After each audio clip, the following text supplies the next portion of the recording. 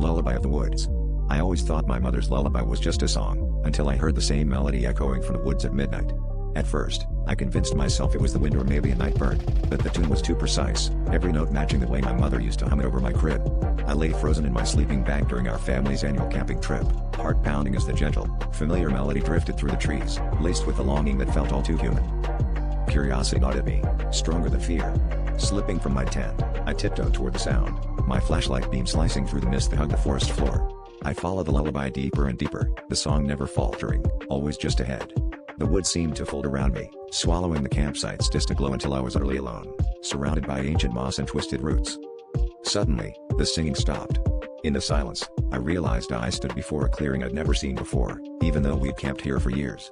A pale figure stood in the moonlight, her back to me, swaying gently as if cradling a child. The air grew icy. My mother had passed away last winter, yet the figure's hair and posture were unmistakably hers. She began to hum again, the sound so heartbreakingly familiar I almost called out, until I noticed she was humming to a mound of earth, freshly disturbed. I stumbled backward, snapping a branch beneath my foot.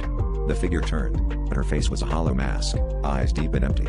The melody twisted, growing sharp and discordant, and I finally understood, the lullaby wasn't meant to comfort me, but to call me home, to a grave prepared just for me, beside hers, deep in the midnight woods.